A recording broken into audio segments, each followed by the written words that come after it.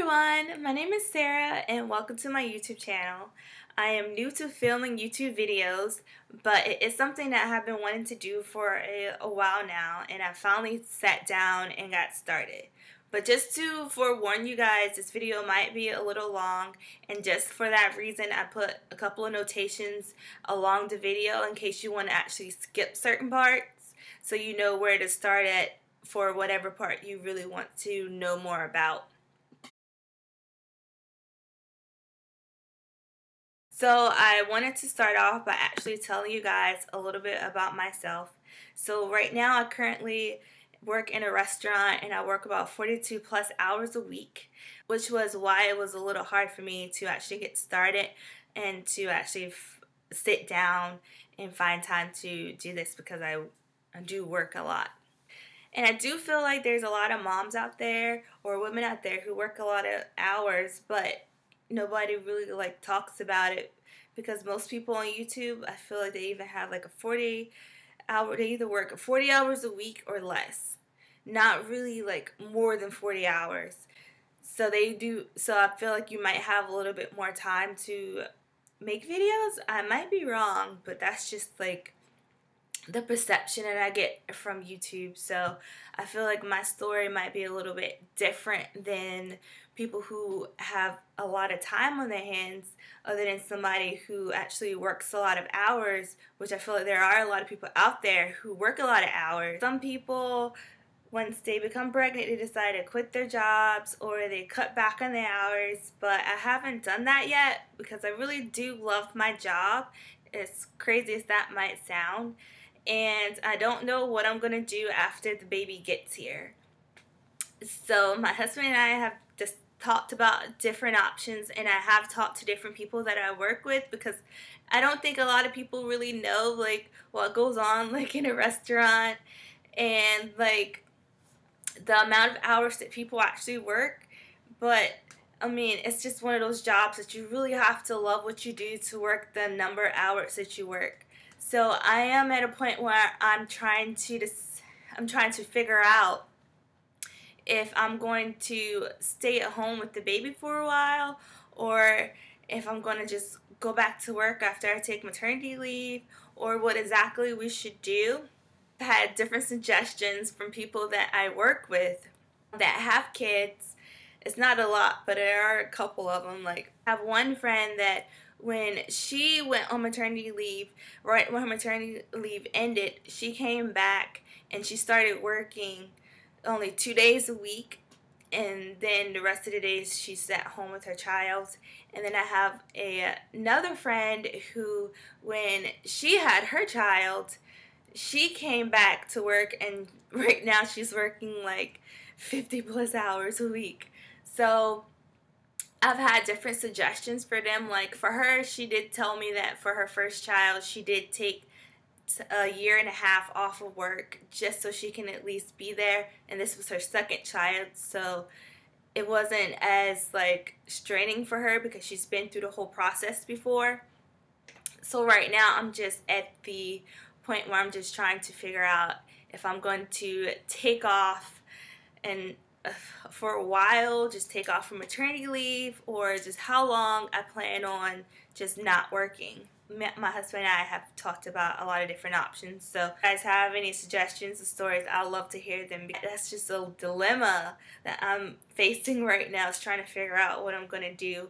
And so I thought this will also be fun to actually just record what happens along the way and help myself figure it out and just remember like what I'm going through.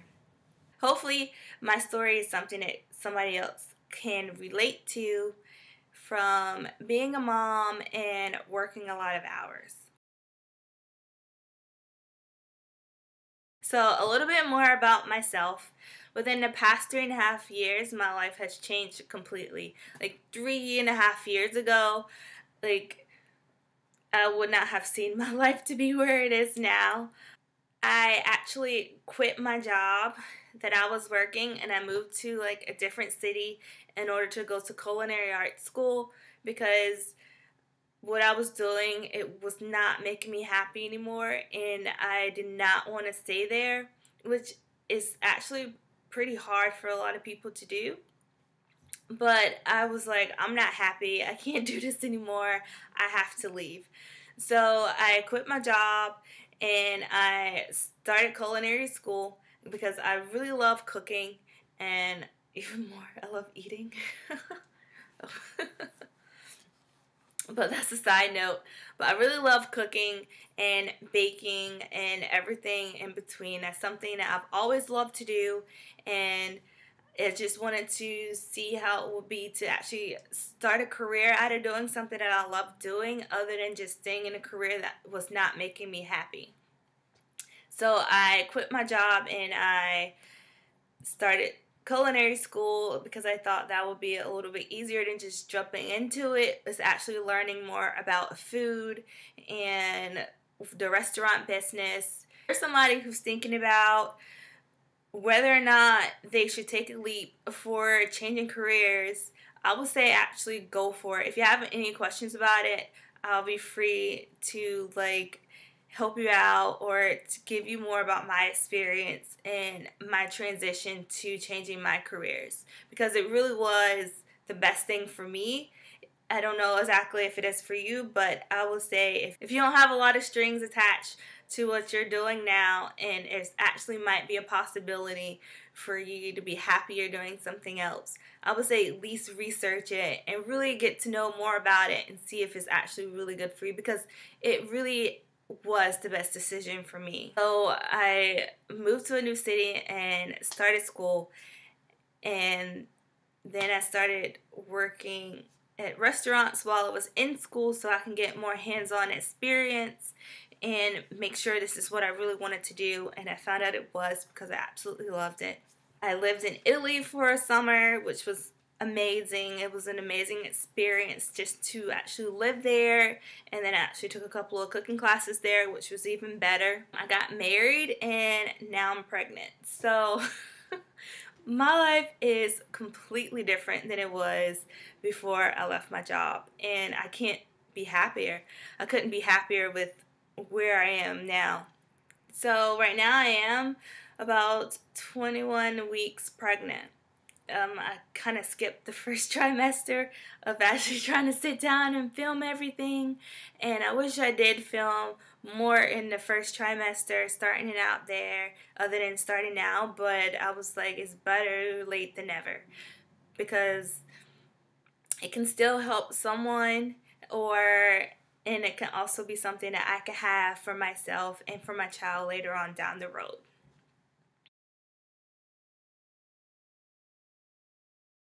Okay, so in my first trimester, I didn't have a lot of symptoms. Like some people have like morning sickness and food aversions. I didn't have a lot of food cravings either. I know one week it was like I just wanted rye bread, which I knew was a craving because I'm not the biggest fan of rye bread. But just that week I wanted rye bread, and ever since then I haven't touched it. So that was the only real thing. I was pretty moody, so that, I guess that was a symptom. But I kind of also tie that into the fact that I was always tired. That was like the main symptom that I got, was being tired. And it came at like a crazy time in my career, was being tired. But I was just tired every second of the day. I was tired. It was crazy. And so then I started getting a very moody, was not happy. I was not a happy pregnant woman in my first trimester. Um, but now I've gotten a lot more sleep. My moods aren't as bad as it was before, but yeah, that was awful. I didn't have any aversions to food, but it was hard for me to get used to changing what I ate, because I eat a lot of cheese. I love cheese, and like it was a summer, so I love like salads with goat cheese or blue cheese on it, and so that was really hard for me to get used to, not eating those type of cheeses, unpasteurized cheeses, because I really loved them. And then also like steaks, it was hard for me because I love a medium rare steak, and my doctor told me not to eat steaks that wasn't at least medium or more. And like the first steak I've ever had was like a well done steak, and I am not a fan of well done steaks, because I like, until I had a medium rare steak, I never like touched steak. So that was really hard for me to get used to at first, because I love to eat all the time, and I love to try what I make. So now, finally up to my pregnancy update. Right now I am 21 weeks pregnant. I decided to do my updates in 2 weeks increments, so I'll be doing 20 and 21 weeks instead of just doing 21 weeks or just 20 weeks. But I do feel like in the past 2 weeks a lot of the stuff did happen. But just to start off, it seems like a lot of people use the same pregnancy apps, but I never actually use those. I use Ovia, and I absolutely love it. They even have this little thing on it. It's actually kind of cute. It shows you like your baby's handprint. I don't know, after I saw that, I thought it was cute. So it grows like every week, it grows, and it's like your baby hand is approximately about this size. And it has different updates throughout the week. My update today was like your baby's inner ear is developing, which is giving it a sense of balance. So I thought this app was like something to share. It also has like little things on the side on the tabs, like it has, you know, your pregnancy week by week, which is what I'm going to tell you a little bit about instead of reading the whole thing. And then it's food safety lookup, medication safety, and symptom safety. And I think those things have actually been pretty helpful. Even though I do ask my doctor as well, like just having it right there, be like, hey, let me look up feta cheese. Oh, can't eat that. It's unpasteurized. So just as something you want to know real quick while you're out and you can't really like just call up your doctor and see, you can just like look up there. And I thought that was really interesting. So this is how the little week by week looks. And so basically it says like your appetite is going to be huge, and surging hormones could be causing bloody gums. It's kind of weird. They also break it up based on symptoms for you and updates for you, as well as updates for a baby. So it's saying the baby's skin is still a bit see-through, and it has developed wrinkles that allows for inner expansion once baby fat starts to set in. Nubs keeps producing meconium, the black terry substance that makes up her first poop.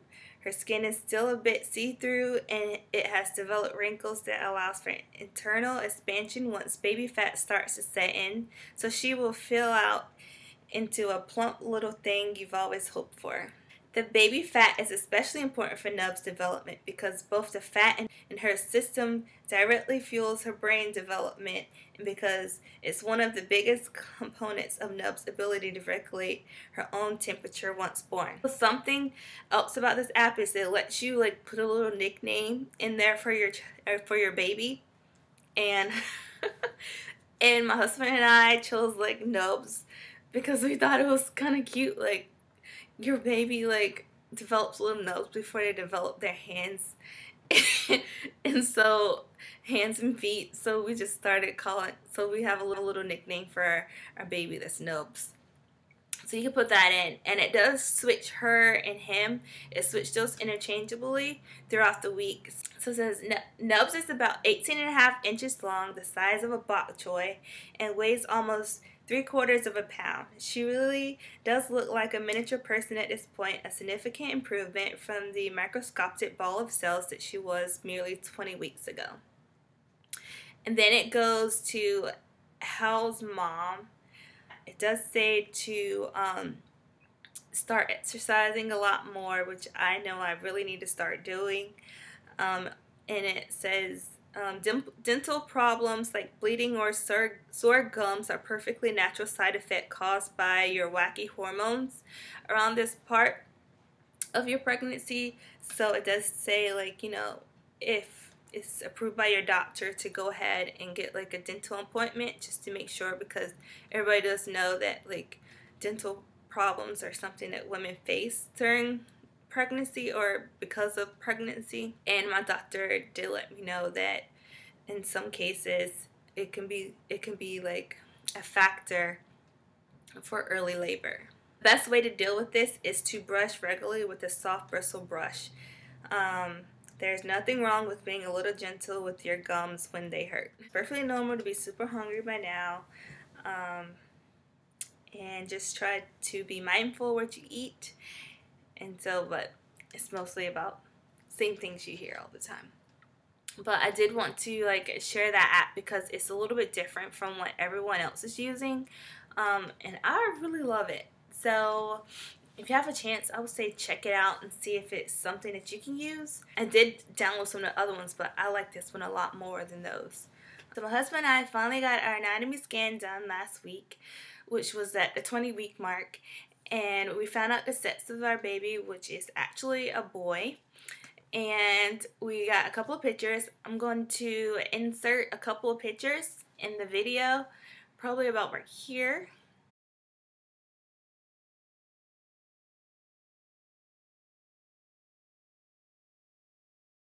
It was really hard to actually get a really good picture of him because he was moving like crazy the entire time, which was interesting because like I was talking to even her about actually feeling the movements and how, you know, she was saying how it's really hard for first-time moms to really know if it's actually the baby moving or, you know, something else.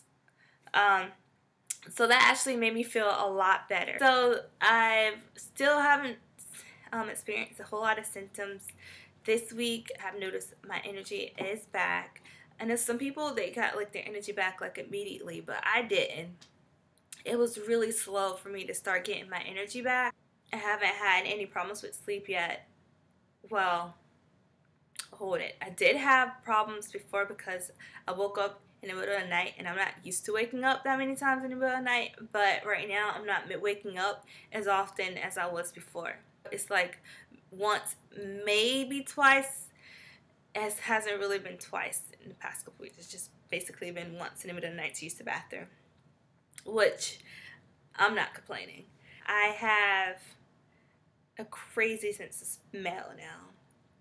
And so like when people put on like a lot of cologne, that does bother me. Like, oh, I just don't like when people put on a lot of cologne. It's just bothering me. But it hasn't really made me sick. It's just like something that's like, oh, can you just get away? That's about it. But still fit my wedding ring. But it starts to feel a little snug. I don't like that. But it still fits. This week was a really happy week for us. Because we really got to see him and everything was fine with the anatomy scan. We didn't have any problems that they could foresee yet, and so I haven't had any labor signs, which is also very good. Thank you for watching my video. If I know it was a little long, but thank you for watching it. If you have any comments or suggestions, feel free to put it down below. That'll be great. Please like this video and subscribe for more. Bye!